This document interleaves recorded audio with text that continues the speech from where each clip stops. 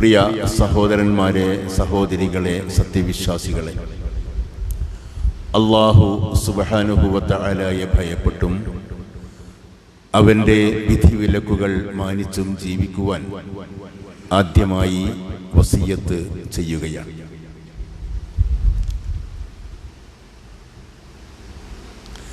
ഭരണാധികാരികൾ ഭരണീയരോടും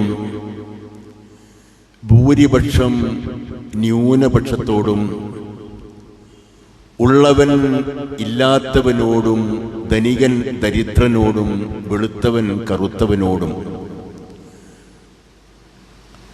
അനീതിയിലും അക്രമത്തിലും പെരുമാറിക്കൊണ്ടിരിക്കുന്ന ആസുര കാലഘട്ടത്തിലാണ് നാം ജീവിച്ചുകൊണ്ടിരിക്കുന്നത്. നീതിയുടെയും ധർമ്മബോധത്തിൻ്റെയും ലാഞ്ചനയില്ലാത്ത രൂപത്തിൽ കൈപ്പുറ്റ അനുഭവങ്ങൾ തുടരെ തുടരെ ഉണ്ടായിക്കൊണ്ടിരിക്കുമ്പോൾ തീർച്ചയായും പഴയകാല ഓർമ്മകളെ സംബന്ധിച്ചുള്ള ഗൃഹാതുര ചിന്തകൾ നമ്മുടെ മനസ്സിൽ സന്തോഷം നിറയ്ക്കുമെന്ന കാര്യത്തിൽ സംശയമില്ല. ഈ കെട്ടകാലത്ത് ജീവിച്ചു കൊണ്ടിരിക്കുമ്പോൾ നബി സല്ലല്ലാഹു അലൈഹി വസല്ലം തിരുമേനിയും സഹാബികളും രൂപം കൊടുത്ത സമുദായം അഥവാ സമൂഹം എന്തെല്ലാം നീതിയുടെ നിഷ്കൃഷ്ടമായ കണിശമായ ഉദാഹരണങ്ങൾ ലോകത്തിന് കാഴ്ചവെച്ചു എന്ന ചേതോഹരമായ ചിത്രം നമ്മുടെ മനസ്സിൽ ഉണ്ടാവണം. നീതിയുടെ മതമായ ഇസ്ലാമിന്റെ വക്താക്കളാണ് നാം.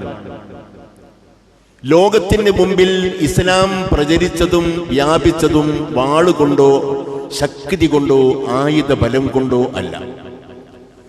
മുസ്ലിം സമൂഹം ഖുർആനിന്റെയും സുന്നത്തിന്റെയും അടിസ്ഥാനത്തിൽ ചരിത്രത്തിൽ നിന്നും മനസ്സിലാക്കിയ തെളിവിന്റെ പിൻബലത്തിൽ കാഴ്ചവെച്ച മഹത്തായ ജീവിതമായിരുന്നു ഏറ്റവും വലിയ ഇസ്ലാമിന്റെ പ്രചരണായുധം. ആ സത്യത്തിന്റെയും നന്മയുടെയും നീതിയുടെയും നിദർശനങ്ങൾ ജീവിതത്തിന്റെ നാനാരംഗങ്ങളിൽ വിലസിയത് കണ്ടപ്പോൾ അമുസ്ലിം സഹോദരങ്ങൾക്ക് ഇസ്ലാമിനെ സംബന്ധിച്ച് മതിപ്പുണ്ടായി. അവർ ഇസ്ലാമിനെ കുറിച്ച് അന്വേഷിച്ചു, ഇസ്ലാമിനെ സംബന്ധിച്ച് പഠിച്ചു. ഇത്രയും മഹത്തായ ഒരു മതത്തിന്റെ വാഹകരാണ് ഇവരെങ്കിൽ ഇവരെ സംബന്ധിച്ച് അന്വേഷിക്കണം, പഠിക്കണം എന്ന ചിന്ത ഇതര സമുദായങ്ങളുടെ ഹൃദയത്തിൽ ഉണ്ടാവാൻ അതായിരുന്നു കാരണം. അങ്ങനെ ഇസ്ലാം പ്രചരിച്ചു. ഞാൻ ഇന്ന് നിങ്ങളെ നബി സല്ലല്ലാഹു അലൈഹി വസല്ലം തിരുമേനിയുടെയും ഖുലഫാഉർ റാഷിദുകളുടെയും കാലത്ത് നടന്ന ചില സംഭവങ്ങളിലേക്ക് കൊണ്ടുപോവുകയാണ്. വിവരണം ആവശ്യമില്ലാത്ത വിധം വളരെ വ്യക്തമായ ചരിത്രത്തിലെ അനിഷേധ്യമായ സത്യങ്ങൾ. ഈ ഉദാഹരണങ്ങൾ നാം പേർത്തും വീണ്ടും വീണ്ടും മനസ്സിലിട്ട് ആലോചിക്കണം. ഇതുപോലെയുള്ള ഒരു സമുദായത്തെ വാർത്തെടുക്കാൻ വേണ്ടിയാവണം നമ്മുടെ ശ്രമം. സത്യത്തിന്റെയും നീതിയുടെയും ധർമ്മത്തിന്റെയും നന്മയുടെയും എല്ലാം മഹത്തായ മൂല്യങ്ങൾ ജനങ്ങളിൽ പ്രബോധനം ചെയ്യുന്ന സമൂഹമാണ് മുസ്ലിംകൾ എന്ന് ഇതര സമുദായങ്ങൾക്കും ബോധ്യമാകുന്ന രൂപത്തിലായിരിക്കണം നമ്മുടെ ജീവിതം.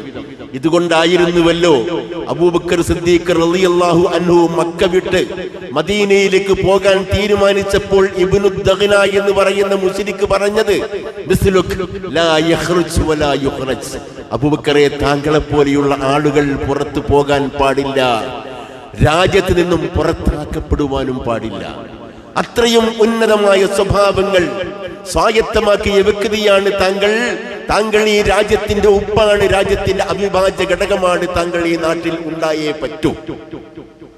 ഈ മൂല്യത്തിലേക്ക് മുസ്ലിം സമുദായത്തെ വളർത്തിക്കൊണ്ടുവരുവാൻ നമുക്ക് സാധിക്കണം. നമ്മുടെ മദ്രസകൾ, നമ്മുടെ പള്ളികൾ, നമ്മുടെ കോളേജുകൾ, നമ്മുടെ മഹല്ലുകൾ, എന്തെല്ലാം സംവിധാനങ്ങൾ ഈ സമൂഹത്തിലുണ്ടോ അവയെല്ലാം ഈ മഹത്തായ പ്രബോധന ദൗത്യം നിറവേറ്റുന്ന ദിശയിലേക്ക് നീങ്ങണം. ഇതാണ് നമുക്ക് പറയാം. നബി സല്ലല്ലാഹു അലൈഹി വസല്ലം തിരുമേനി മക്ക വിജയിച്ചു. ഫത്ഹ് മക്കയുടെ ദിവസം നബി സല്ലല്ലാഹു അലൈഹി വസല്ലം തിരുമേനി കഅബ തുറന്നു. തുറന്നപ്പോൾ കണ്ട കാര്യം എന്താണ്? ഇബ്രാഹിം നബി അലൈഹി ഇസ്ലാമിന്റെ പ്രതിമയുണ്ടകത്ത്,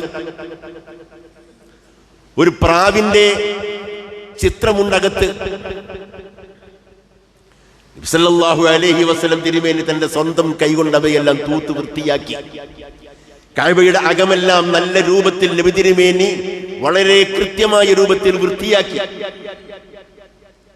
അങ്ങനെ കഅബയുടെ വാതിൽക്കൽ നിന്നുകൊണ്ട് നബി സല്ലല്ലാഹു അലൈഹി വസല്ലം തിരുമേനി ആ കാലഘട്ടം വരെയും കഅബയുടെ താക്കോൽ സൂക്ഷിപ്പുകാരായിരുന്ന ബനുദ്ദാർ ഗോത്രത്തിലെ ഉസ്മാൻ ഇബ്നു തൽഹ എന്ന് പറയുന്ന വ്യക്തിയെ വിളിച്ചുകൊണ്ട് പറയുന്നു, ഉസ്മാനെ താക്കോൽ ഇങ്ങോട്ട് തരൂ, കഅബയുടെ താക്കോൽ ഇങ്ങോട്ട് തരൂ.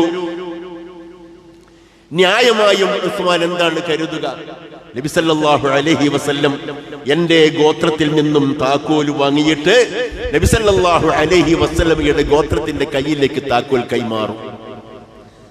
താക്കോൽ തിരുമേനി സല്ലല്ലാഹു അലൈഹി വസല്ലം കയ്യിൽ പിടിച്ചപ്പോൾ അലി ഇബ്നു അബീ ത്വാലിബ് റളിയല്ലാഹു അൻഹു പറഞ്ഞു, റസൂലേ, കഅബയുടെ ചാരത്ത് തവാഫിനും സഅയിനും വരുന്ന ആളുകൾക്ക് വെള്ളം കൊടുക്കാനുള്ള ചുമതല ഞങ്ങൾക്കാണല്ലോ, സിഖായത്തിന്റെ ചുമതല ഞങ്ങൾക്കാണ്.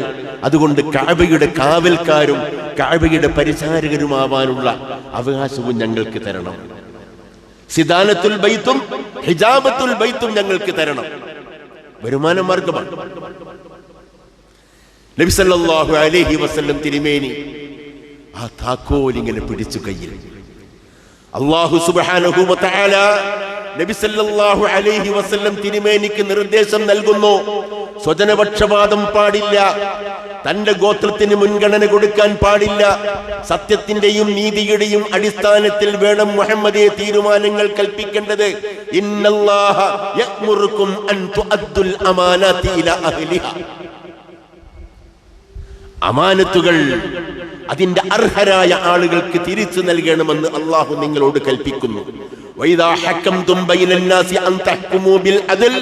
ജനങ്ങൾക്കിടയിൽ തീരുമാനങ്ങൾ കൽപ്പിക്കേണ്ടി വരുമ്പോൾ നീതിയുടെ അടിസ്ഥാനത്തിലായിരിക്കണം നിങ്ങൾ നീതി നടപ്പിലാക്കേണ്ടത്. ഇന്നല്ലാഹ നിഅമ്മാ യഅദുകും ബിഹി. എത്ര നല്ല കാര്യമാകുന്നു അല്ലാഹു നിങ്ങളെ ഉപദേശിക്കുന്നത്. ഇന്നല്ലാഹ കാന സമീഅൻ ബസീറ. നിങ്ങൾ ചെയ്തുകൊണ്ടിരിക്കുന്ന എല്ലാ കാര്യവും അല്ലാഹു കാണുന്നുണ്ട്, കേൾക്കുന്നുണ്ട്. നബി സല്ലല്ലാഹു അലൈഹി വസല്ലം തിരുമേനിക്ക് അല്ലാഹു നൽകിയ നിർദ്ദേശം നബി തിരുമേനി അക്ഷരം പ്രതിപാലിക്കുന്നു. ഉസ്മാൻ ഇബ്നു തൽഹ എന്ന് പറയുന്ന തന്റെ ഗോത്രത്തിൽ പെടാത്ത ബനുദ്രാർ വംശത്തിലെ ആ വ്യക്തിയെ വിളിച്ചുകൊണ്ട് തിരുമേനി പറയുന്നു, ഹാക്കം ഇഫ്തഹക യാ ഉസ്മാൻ. ഉസ്മാനെ, ഇതാ കഅബയുടെ താക്കോൽ പിടിച്ചുകൊള്ളൂ.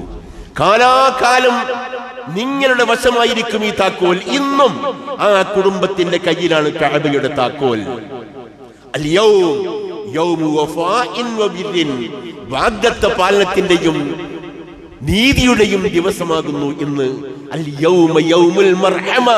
ഇന്ന് കാരുണ്യത്തിന്റെ ദിവസമാണ് എന്ന് നബി സല്ലല്ലാഹു അലൈഹി വസല്ലം നീതിയുടെ കണിശമായ ഉദാഹരണം കഅബയുടെ അരികത്തിരുന്നു കൊണ്ട് സാക്ഷ്യപ്പെടുത്തി പഠിപ്പിക്കുകയാണ് നമ്മളെ.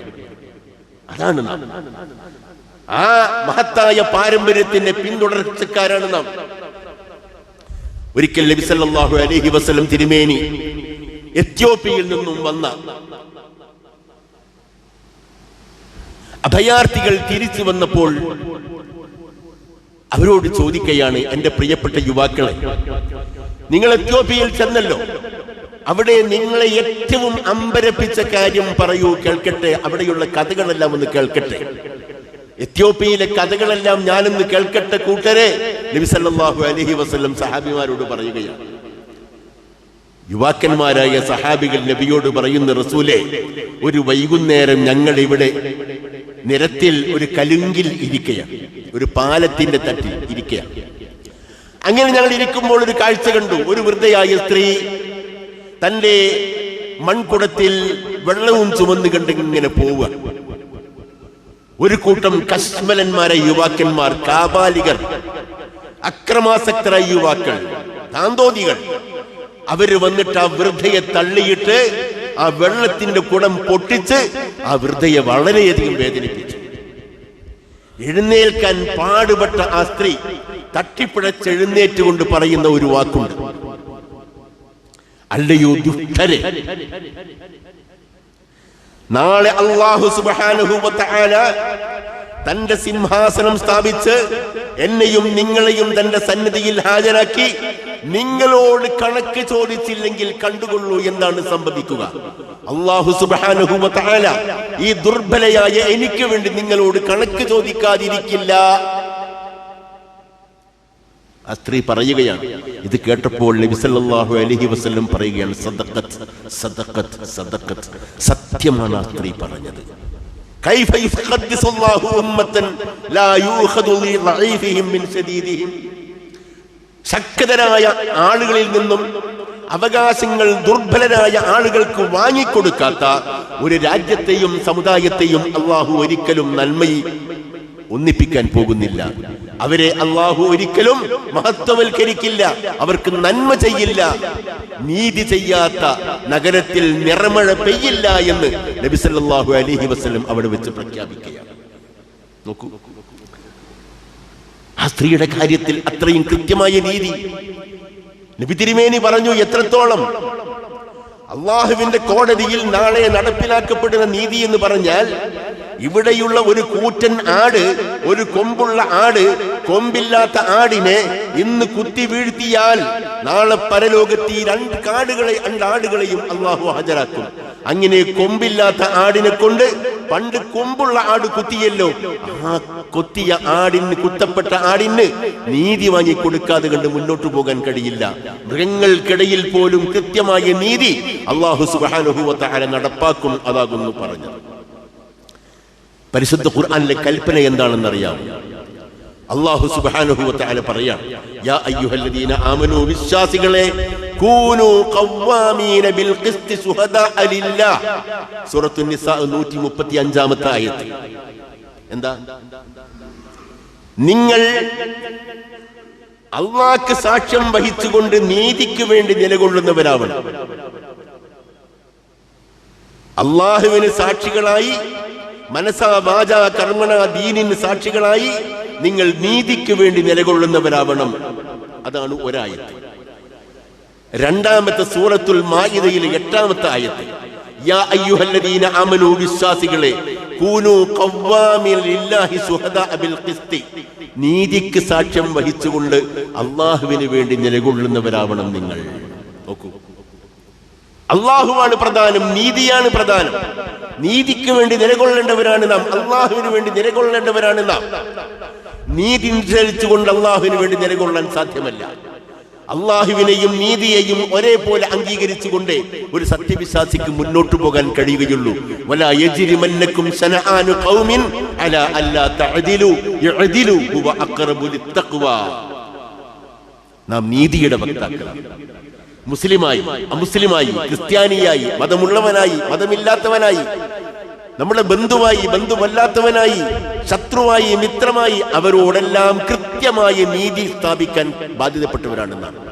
ലാ യജ്രിമന്നകും ശനആനു ഖൗമിൻ അലാ അല്ലാ തഅദിലു.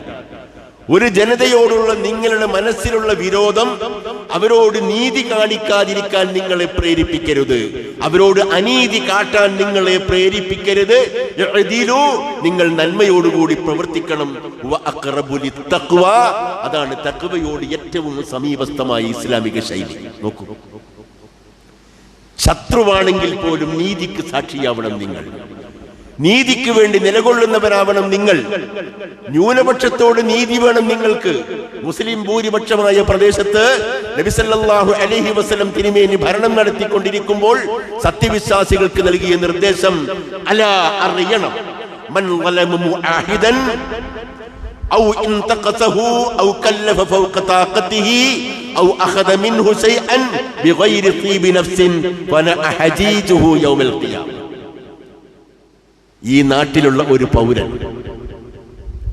മദീനത്തുള്ള ഒരു പൗരൻ, ഭൂരിപക്ഷം മുസ്ലിം സമൂഹം ജീവിച്ചുകൊണ്ടിരിക്കുന്ന രാജ്യത്തിലെ ഒരു പ്രൊട്ടക്റ്റഡായ പ്രജ, സംരക്ഷിതമായ പ്രജ,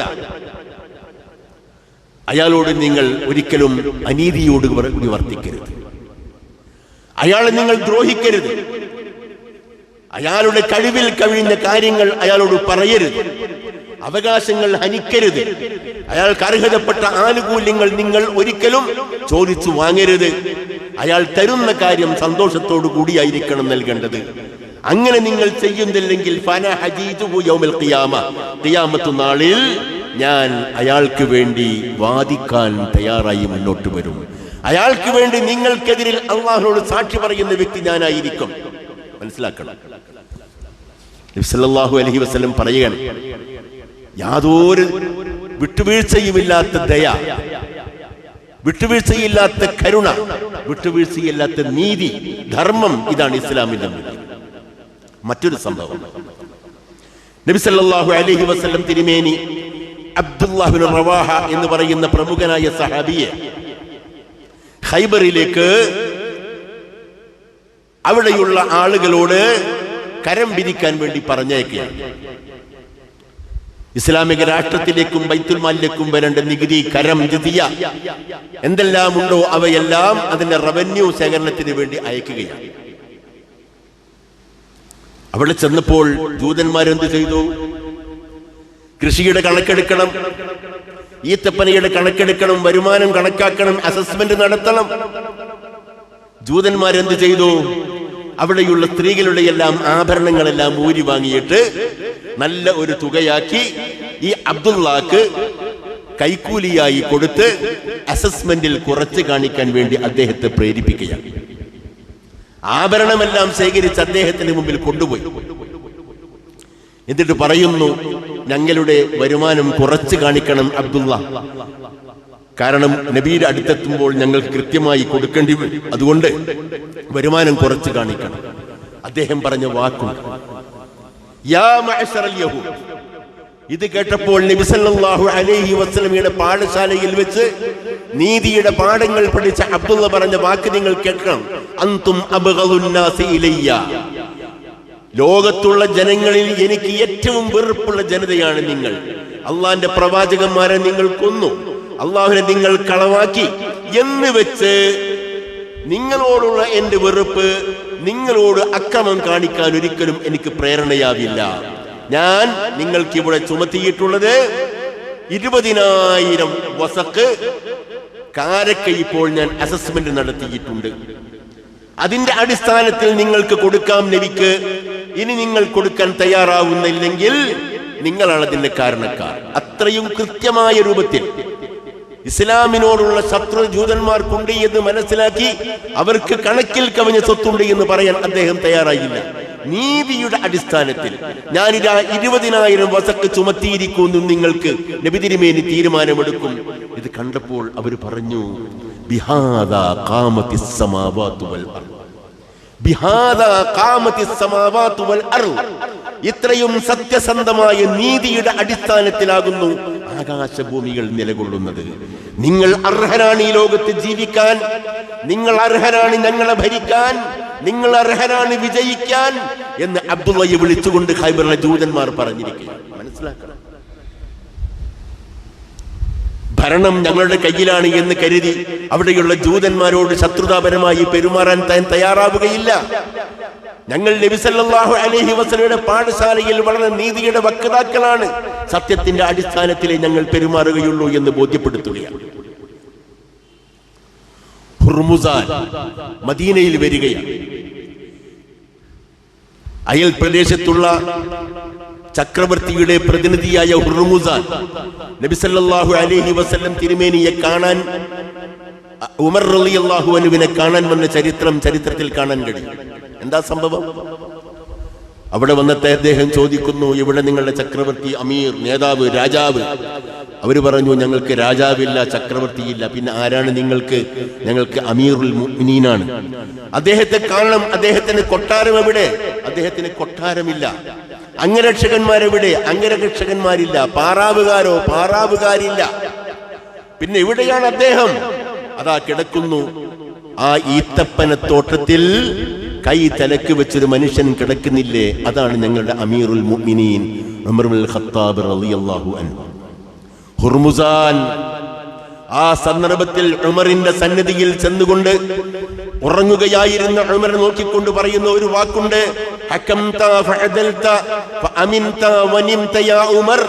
അല്ലയോ ഉമറേ, താങ്കൾ വിധി കൽപ്പിച്ചപ്പോൾ നീതിയോടുകൂടി വിധി കൽപ്പിച്ചു.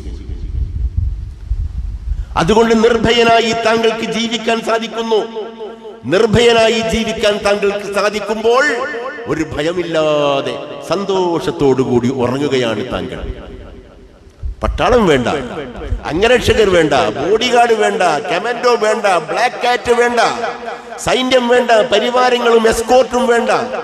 നിർഭയമായ രൂപത്തിൽ പേർഷ്യയുടെയും റോമയുടെയും അധിപതിയായ ഉമർ റളിയല്ലാഹു അൻഹു, ഷാമിന്റെയും ബഹ്റൈന്റെയും അധിപതിയായ ഉമർ, മക്കയുടെയും മദീനയുടെയും ഉടമയായ ഉമർ, അമീറുൽ മുഅ്മിനീൻ ഉമർ റളിയല്ലാഹു അൻഹു നീതിയുടെ അടിസ്ഥാനത്തിൽ രാജ്യം ഭരിച്ചപ്പോൾ നിർഭയനായി അദ്ദേഹത്തിന് ജീവിക്കാൻ കഴിഞ്ഞു, അദ്ദേഹത്തിന് ഉറങ്ങാൻ കഴിഞ്ഞു. അതാണ് ഹുർമുസാൻ പറഞ്ഞത്, താങ്കൾ തീരുമാനമെടുത്തപ്പോൾ നീതിയോടുകൂടി തീരുമാനമെടുത്തു.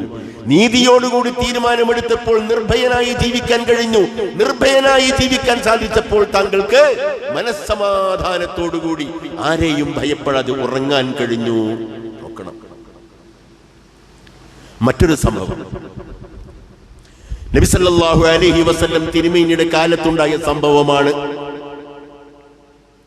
ബനൂ സഫർ ഗോത്രത്തിലെ ഒരു അൻസാരി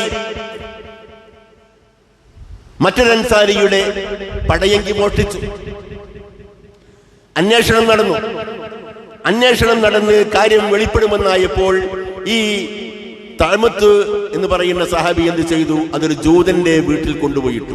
ജൂതനെ കുറ്റവാളിയാക്കി. അങ്ങനെ കേസന്വേഷണം നടന്നു. നബി സല്ലല്ലാഹു അലൈഹി വസല്ലം വിചാരണ നടത്തി. അപ്പോൾ തഅമത്ത് വന്ന് പറയുകയാണ്, അല്ലയോ റസൂലേ, എന്തിനാണ് നിങ്ങൾ എന്നെ സംശയിക്കുന്നത്? ഇവിടെ കേസിൽ പ്രതിയായ വ്യക്തി ജൂതനാണ്. സത്യത്തെയും അള്ളാഹുവിനെയും നിരാകരിക്കുന്ന ഈ ജൂതന്റെ വാക്കാണോ നിങ്ങൾക്ക് എന്റെ വാക്കിനേക്കാൾ അവലംബനീയം? നിങ്ങൾക്ക് വിശ്വസിക്കാൻ ആ വാക്കാണോ വേണ്ടത്? അവൻ ജൂതനല്ലേ, ഞാൻ മുസ്ലിമല്ലേ, എന്റെ വാക്കല്ലേ നിങ്ങൾ കേൾക്കേണ്ടത്? സാഹചര്യ തെളിവുകളെല്ലാം ജൂതനെതിരായിരുന്നു. കാരണം തലേന്ന് രാത്രി ജൂതന്റെ വീട്ടിലാണ് പടയെങ്കി എന്ന രൂപത്തിൽ നബി തിരുമേനിയെ ധരിപ്പിക്കാൻ ആവശ്യമായ തെളിവുകൾ ഈ പറയുന്ന തഅമ എന്ന് പറയുന്ന അൻസാരിയുടെ കുടുംബക്കാർ, സഫർ ഗോത്രക്കാർ ചെയ്തിരുന്നു. സാഹചര്യ തെളിവുകളെല്ലാം ജൂതനെതിരാണ്.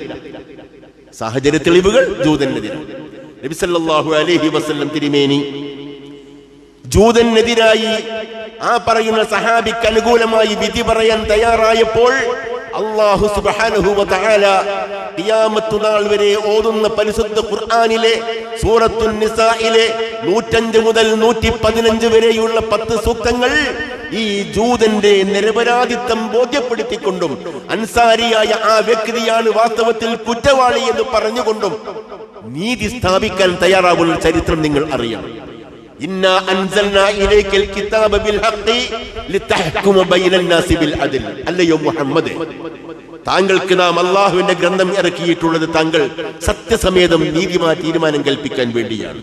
ജനങ്ങൾക്കിടയിൽ നീതിയോടുകൂടിയായിരിക്കണം താങ്കൾ തീരുമാനമെടുക്കേണ്ടത്. വലാ തകുല്ലിൽ ഖായിനീന ഖസീമ. വഞ്ചക പരിശകളായ ആളുകൾക്ക് വേണ്ടി വാദിക്കാൻ മുഹമ്മദേ നീ മുന്നോട്ട് വരാൻ പാടില്ല. ചതിയന്മാരും വഞ്ചകന്മാരുമായ ആളുകൾക്ക് വേണ്ടി വാദിക്കാൻ മുഹമ്മദേ നീ മുന്നോട്ട് വരാൻ പാടില്ല. വസ്തഗ്ഫിരില്ലാഹ്, അല്ലാഹുവിനോട് ഇസ്തിഗ്ഫാർ നടത്തൂ മുഹമ്മദേ. ഇന്നല്ലാഹ കാന ഗഫൂറർ റഹീമ, അല്ലാഹു പാപങ്ങൾ പൊറുക്കും, കരുണ ചെയ്യും. 105 മുതൽ 115 വരെയുള്ള 10 ആയത്തുകൾ അറിയണം.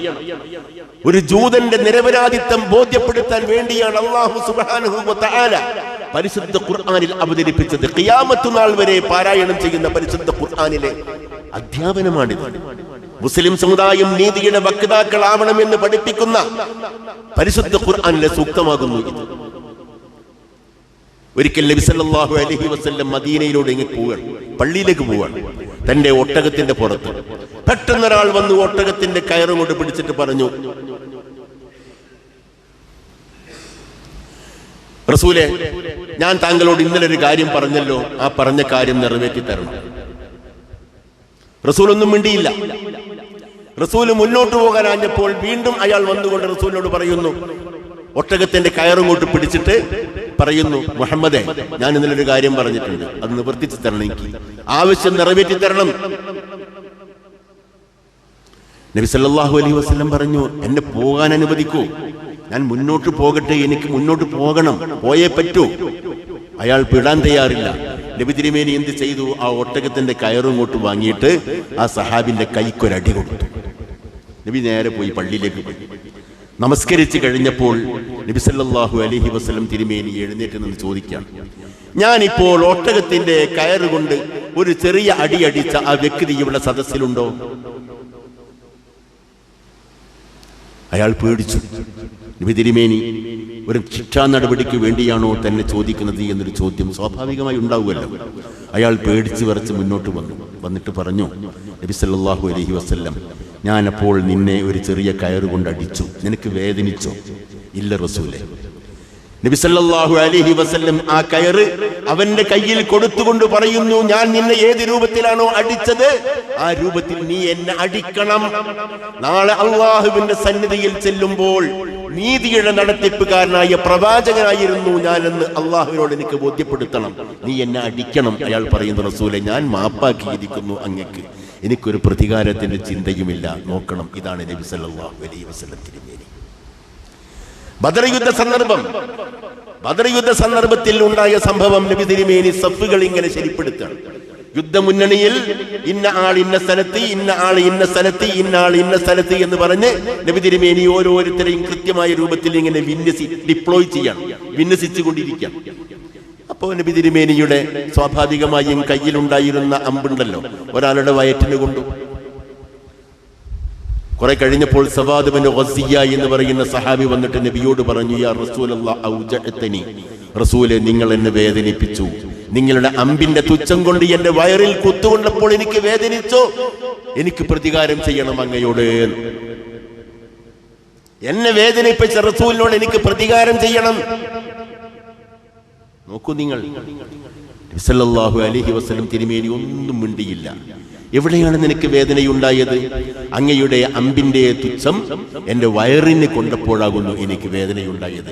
നബി സല്ലല്ലാഹു അലൈഹി വസല്ലം തിരുമേനി ആ യുദ്ധമുന്നണിയിൽ വെച്ച് തന്റെ കുപ്പായം മേൽപോട്ടുയർത്തി തന്റെ വയറ് കാണിച്ചുകൊണ്ട് സഹാബിയോട് പറയുന്നു, സവാദേ, എവിടെയാണോ ഞാൻ നിന്നെ വേദനിപ്പിച്ചത് അതേ സ്ഥലത്ത് അതാ ഈ അമ്പ് കൊണ്ട് നീ എന്നെയും വേദനിപ്പിച്ചുകൊള്ളൂ. ഇത് കേട്ടപ്പോൾ നബി സല്ലല്ലാഹു അലൈഹി വസല്ലമയുടെ വയറിൽ ആ സഹാബി തുരുതുരേ ഉമ്മ വെച്ചു. നബി തിരുമേനി ചോദിക്കുന്നു, മഹമലക യാ സവാദ്, എന്താ സവാദ് നീ ഇങ്ങനെ ചെയ്യാൻ കാരണം? അദ്ദേഹം പറഞ്ഞു, റസൂലേ, കാണുന്ന കാര്യം താങ്കൾക്കറിയാമല്ലോ, ബദറിൽ ഞാൻ രക്തസാക്ഷിയാകും, ഞാൻ ഷഹീദായി മരിക്കും. പക്ഷേ നാളെ അള്ളാഹുവിന്റെ സന്നിധിയിൽ ചെല്ലുമ്പോൾ എന്റെ ശരീരവും റസൂലിന്റെ ശരീരവും തൊട്ടുരുമ്മിയായിരുന്നു ബദറിൽ എന്ന് അല്ലാഹു സുബ്ഹാനഹു വ തആലയുടെ മുമ്പിൽ എനിക്ക് സാക്ഷ്യം പറയാൻ വേണ്ടിയാണ് ഞാൻ ഇത്രയും പ്രധാനപ്പെട്ട ഒരു കാര്യം ആവശ്യപ്പെട്ടത്. നബി സല്ലല്ലാഹു അലൈഹി വസല്ലം നീതിയുടെ സാക്ഷിയായിരുന്നു, അതേപോലെ തന്നെ നീതിയുടെ വാഹകനും പ്രയോക്താവുമായിരുന്നു. ഹജ്ജത്തുൽ വദാഇലെ പ്രസംഗം നിങ്ങൾ ശ്രദ്ധിച്ചിട്ടുണ്ടോ? ലോകത്തെ ഏറ്റവും വലിയ മനുഷ്യാവകാശ പ്രഖ്യാപനമാണ്. വർഗങ്ങൾ, വർണ്ണം, ജാതി ഇവക്കൊന്നിനും യാതൊരു സ്ഥാനവുമില്ലാത്ത എല്ലാ വിവേചനങ്ങളും അവസാനിക്കുന്ന നീതിയുടെ ശബ്ദം.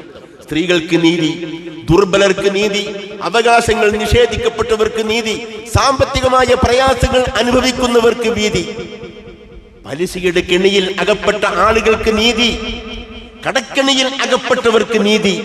ജാഹിലിയ കാലഘട്ടങ്ങളിൽ ഉണ്ടായ മുഴുവൻ പരിസയും ഞാനിതാ എന്നെ കാൽ കീഴിൽ അമർത്തിയിരിക്കുന്നു, ചവിട്ടി ജരിച്ചിരിക്കുന്നു, അതിനി ഒരിക്കലും ആളുകൾ മുതിരാൻ പാടില്ല എന്ന് പറഞ്ഞ് ആ കാലഘട്ടത്തിൽ ഉണ്ടായിരുന്ന മുഴുവൻ അനീതികളും അവസാനമായ രൂപത്തിൽ അന്തിമമായി അതിന് പൂർണ്ണവിരാമം ഇടുന്ന പ്രസംഗമായിരുന്നു നബി തിരുമേനി നടത്തിയത്. മഹത്തായ മാനുഷിക മൂല്യ പ്രഖ്യാപനം, അത് നീതിയുടെ സാക്ഷ്യമായിരുന്നു, നീതിയുടെ പുലർച്ചയായിരുന്നു. നോക്കണം നിങ്ങൾ. ഒരിക്കൽ നബി സല്ലല്ലാഹു അലൈഹി വസല്ലം പറഞ്ഞു, ന്യായാധിപന്മാർ എന്ന് പറഞ്ഞാൽ 3 തരക്കാർ. ന്യായാധിപന്മാർ 3 തരക്കാരുണ്ട്. 2 ന്യായാധിപന്മാർ, 2 ജഡ്ജിമാർ നരകത്തിലാണ്, 1 ജഡ്ജ് സ്വർഗത്തിലുണ്ട്. അറിഞ്ഞുകൊണ്ട് കക്ഷിയുടെ അവകാശങ്ങൾ ഹനിച്ചും അനീതിക്ക് കൂട്ടുനിന്നും വിധി പറയുന്ന ന്യായാധിപന്മാർ നരകത്തിലാണ്. അറിവില്ലാതെ വിധി പറയുന്നവർ നരകത്തിലാണ്. അവർ അവകാശങ്ങൾ കവർന്നെടുക്കും, അവർ നരകത്തിലാണ്. സത്യസമേതം നീതിയോടുകൂടി വിധി നടത്തിയവർ സ്വർഗത്തിലാകുന്നു. തീർച്ചയായും അത്തരം ന്യായാധിപന്മാരാണ് ഈ ലോകത്തിന് ആവശ്യമെന്ന് നബി സല്ലല്ലാഹു അലൈഹി വസല്ലം പറയുകയാണ്. മറ്റൊരു സംഭവം, അബൂബക്കർ സിദ്ദീഖ് റളിയല്ലാഹു അൻഹു ഭരണഭാരം ഏറ്റെടുക്കുകയാണ്. അദ്ദേഹം പറയുന്നു, ഇതേപോലെ മിമ്പറിൽ കയറിക്കൊണ്ട് പറയുന്നു, എന്നെ നിങ്ങൾ ഇവിടെ ഖലീഫയായി തെരഞ്ഞെടുത്തിരിക്കുന്നു നബി തിരുമേനിക്ക് ശേഷം. ഞാൻ നിങ്ങളെക്കാൾ ഉത്തമനല്ല. നിങ്ങളുടെ അടുത്ത് എന്നും ജീവിച്ചിരുന്ന ഒരു സാധാരണ വ്യക്തിയാണ് ഞാൻ, നിങ്ങളെപ്പോലെയുള്ള ഒരു പൗരൻ. എനിക്ക് നിങ്ങൾ ഇപ്പോൾ ഖിലാഫത്തിന്റെ ഉത്തരവാദിത്വം തന്നിരിക്കുകയാണ്. പക്ഷെ ഒരു കാര്യം നിങ്ങൾ അറിയണം, നിങ്ങളിലുള്ള ശക്തൻ എന്റെ അടുക്കൽ ദുർബലനാണ്. ഞാൻ അവനിൽ നിന്നും ദുർബലനായ ആൾക്ക് നീതി വാങ്ങി കൊടുക്കുമ്പോഴും അവൻ ദുർബലനാണ് എന്റെ പക്കൽ. നിങ്ങളിലുള്ള ഏറ്റവും പാവപ്പെട്ട ദുർബലൻ എന്റെ പക്കൽ ശക്തനാണ്. ഞാൻ അയാൾക്ക് നീതി വാങ്ങിക്കൊടുക്കുമ്പോഴും അയാൾ തീർച്ചയായും നീതിയുടെ അടിസ്ഥാനത്തിലായിരിക്കും എന്റെ വിധി തീർപ്പ്. അബൂബക്കർ സിദ്ദീഖ് റളിയല്ലാഹു അൻഹു പറയാം. മറ്റൊരു സംഭവം, അബൂബക്കർ സിദ്ദീഖ് റളിയല്ലാഹു അൻഹു പ്രഖ്യാപിക്കുന്നു, ഇന്ന് വെള്ളിയാഴ്ച പള്ളിയിൽ വെച്ച് സക്കാത്തിന്റെ മുതല് എല്ലാ അർഹരായ ആളുകൾക്കും വീതിച്ചു നൽകും.